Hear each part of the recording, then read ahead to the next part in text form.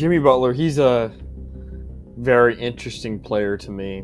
He's like, oh shoot, I don't know where to go with the ball because I haven't been able to think.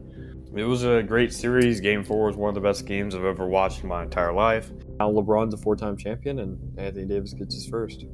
It's unacceptable. So happy when the Astros lost because it would definitely be a 2020 thing. Yeah, I was impressed by their game. Braden Point, Andre Palat, Nikita Kucherov, that was the best line in the playoffs, no doubt. Stay undefeated when they face the mighty Cowboys with Garrett Gilbert. Hey everyone, I'm Jared Sandler, and you're listening to Outsiders Opinions. What's up, y'all? Welcome to our NHL Opinions of the Week.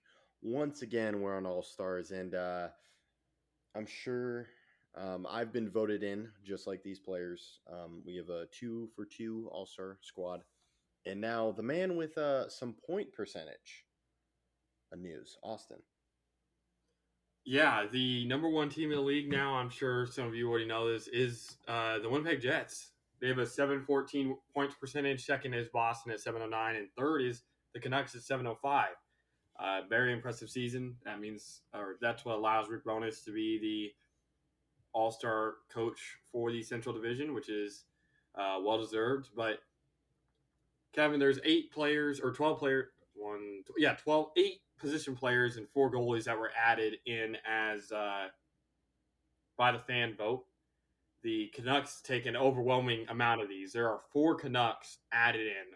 Elias Pettersson, JT Miller, Brock Besser, and Thatcher Demko all added in. And them being the number 1 seed in their division definitely contribute to that. But I will say a lot of the players that were added are from Canada, whether it's William Nylander, Mitch Marner from and Morgan Riley. So there were 3 Maple Leafs players added, Leon Draisaitl, Oilers player added, and 4 Canucks added. That means that 8 of the 12 players that were added play in a Canadian market.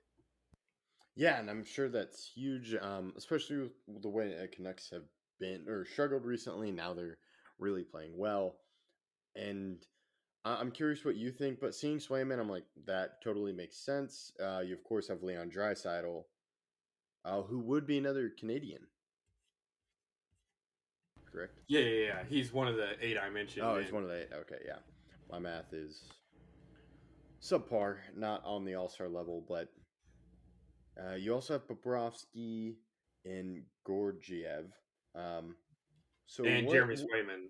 And Swayman. Yeah. I mentioned Swayman. So 3 of the American 4 goalies. Yeah, the only other one that's of the American side is Cale Makar, who plays for the Avalanche. Yeah, of course, he gets voted. He's incredible. And who was a snub, or what are your thoughts on the players voted in?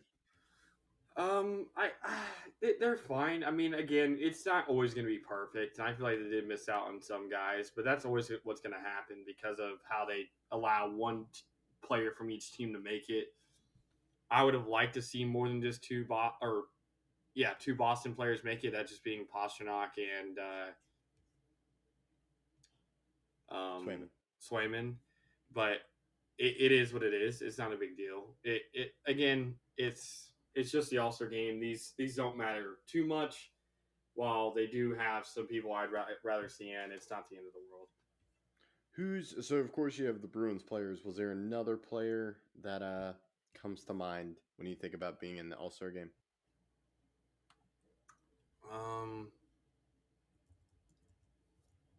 Let me look a little bit. I mean, the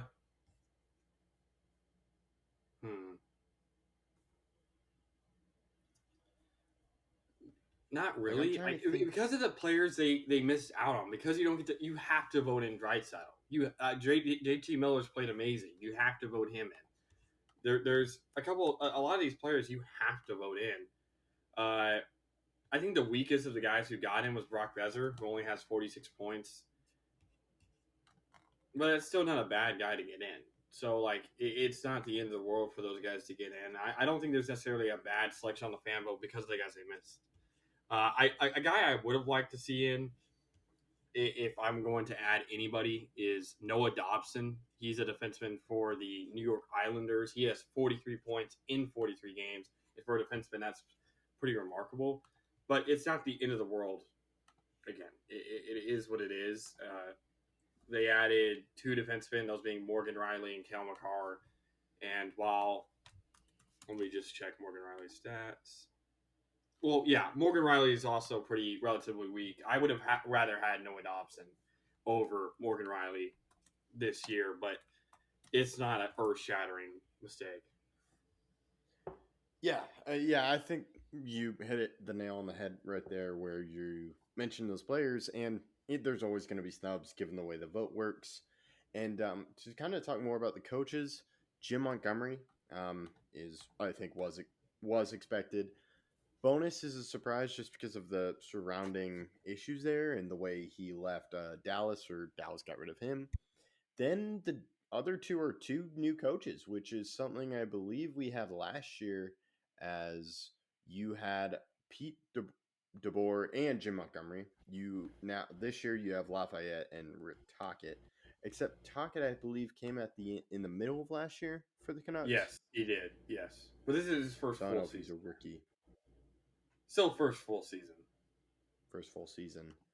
So that's all I got. Just seems like we got 2 returners. Or Bonus wasn't a part of it since Winnipeg was in the Stars division, correct? Because it wasn't Bonus last year for the Central. I believe it was DeBoer. It was. It was DeBoer, or was it Bonus? I believe it was DeBoer. Okay. Got it. So that's all I really got. Any final thoughts, and I'll let you close this one out? Yeah, no final thoughts. Again, there's going to be players they miss, but nothing is the end of the world, and I definitely am excited for watching the skills competitions. Oh yeah, that should be fun.